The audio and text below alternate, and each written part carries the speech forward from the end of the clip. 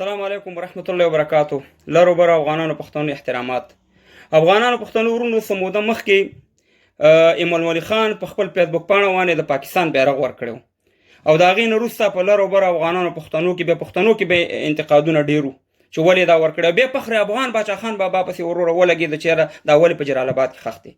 نو زما د ویډیو نه وروسته به زه تاسو ته ویډیو پلی کومه چې زمونږ ستر مشر یوسف علي خان چې د پی ټي ایم مشر دی، د برطانیه د صوابۍ سره تعلق لري، هغه به تاسو ته ټول د حقیقتونه ووایي چې د پاکستان یو صدر اعظم په امریکا کې وصیت کړی، امریکا کې خښ دی.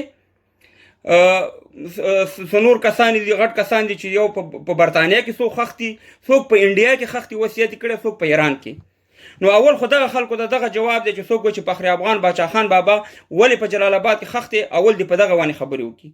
راځم ایمل ولی خان ته. ګورئ، ایمل ولی خان د یو پارټۍ مشر دی، هغه د پاکستان سیاست کوي، په جب کې د پاکستان شناختی کارت پروت دی، پاسپورت پروت دی، سه مهربانه کوي اسمبلی ته ځي، دغه د پاکستان د بیرغ لاندې به کار کوي. او که بیا چاته دومره تکلیف وي نو اول زه هغه خلکو ته وایم چې په افغانستان کې 50 یا 50% د آیسای د پاکستانیانو ته کار کوي. هغه دغه اسمبلی نه باید چې موږ او تاسې د افغانستان د پارلمان نه راوباسو. هلته یې د قاضي اعظم شفاخانه جوړه کړه په کابل کې، د قاضي اعظم په نوم باندې، چې موږ او تاسې ترېنه کرکه لرو. هغه یې دله جوړه کړه، د پاکستان بیرغ پرې لګېدلی. بیا د پاکستان کې زموږ سفارتونه دي، چې مهربانه کونسلګریان هم دي. سپینې خبرې به کوو. ولې موږ او تاسې دا کم پښتو، کم غیرت دی، کم زموږ او ستاسې هغه افغانیت دی چې موږ فخر افغان باچا خان بابا باندې خبرې کوو. فخر افغان باچا خان بابا د پارټۍ سره تعلق نه و، هغه د لرو برو پښتنو یو غږ و، یو اواز، یو ستر هستي وه. تاسې ایمل ولی خان سره زم اختلاف لرم، تاسې هم لرئ. خبره دا ده چې په باچا خان بابا باندې مه لګېږئ. هغه ورونه تاسې د هغې په ذات کې خبره کول چې دا زه یو ګناه ګڼم، دا زه یو جرم ګڼم. ولې په هغې باندې موږ خبرې وکړو؟ ولې موږ خپل مشران سپکوو؟ او بیا د چا څه کار دی چې په هغې باندې د احسان کوي چېرې په جلال آباد په ننګرهار کې خښ دی، د خپل پلار نیکه په وطن کې خښ دی، په خپله خاوره خښ دی. که بیا تاسې خبرې کوئ داسې په نورو شیانو خبرې وکئ.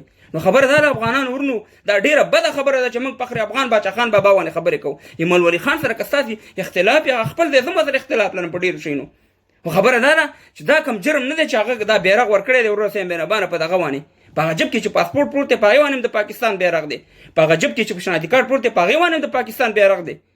خبره دا ده چې سپینې خبرې به کوو. زموږ وروره موږ دومره دغه نه لرو چې صاحب مهربانه څومره خبرې کوو. ولې په فخر افغان باچا خان بابا باندې موږ احسان وکړو او ولې هغې پسې خبرې کوو؟ هغه د پارټۍ سره د هغه کوم تعلق نه و، د هغه لرو برو افغانانو پښتنو سره هغه یو ستر مبارز، یو ستر قهرمان تېر شوی. دغه ویډیو تاسې وګورئ، خپله به ته معلومات وشي چې څومره د پاکستان خلک په نورو ملکونو کې خښ دي. دا وګورئ. باچا خان رحمت الله علیه په جلال آباد کې خښ دی. باچا خان رحمت الله علیه په غلامه خاوره کې ځان خښول نه غوښتل او په آزاد افغانستان کې، په آزاد وطن کې، په خپل خار جلال آباد کې ځان خښول غوښتل. جلال آباد زمونږ خار دی. زه پښتون یم، که څوک مري او که چوي. افغانستان زما د پلار نیکه ټاټوبی دی، زما وطن دی. پاکستان زما وطن نه دی، پاکستان زما ملک دی. په ملک او په وطن کې فرق وي چې څوک نه پوهېږي هغه یې تپوس وکړي. مونږ باچا خان رحمت الله علیه هر وخت ستایو چې باچا خان رحمت الله علیه ولې په جلال آباد کې خښ دی. زه تاسو نه دا تپوس کوم چې دا پاکستان نوم چا ایښی دی؟ پاکستان نوم خو چودھری رحمت علي ایښی دی. نو چودھری رحمت علي ولې په انګلینډ کې خښ دی؟ نو پاکستان خو محمد علي جناح جوړ کړی دی. نو د محمد علي جناح خو یو اکلو ته لور وکړه، په هندو باندې واده وه. نو هغه ولې په انډیا په لندن کې مړه وه او انډیا ته یې وړه خښه کړې ده. نو هغه ولې په انډیا کې خښه ده؟ د پاکستان ګورنر جنرال غلام احمد چې کوم دی، هغه د خپل وصیت مطابق جز ورپسې سپیشل د انډیا نه راغی او ویړو په انډیا کې خښ دی.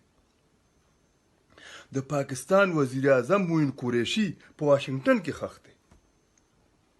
د پاکستان اخیری ګورنر جنرال او لومبی صدر سکندر مرزا په انګلینډ کې خښ مړو او په ایران کې خښ کړی، ایران ته وړو. د هغه د وصیت مطابق ایران ته وړو. ښځه په انګلند کې ښخه ده.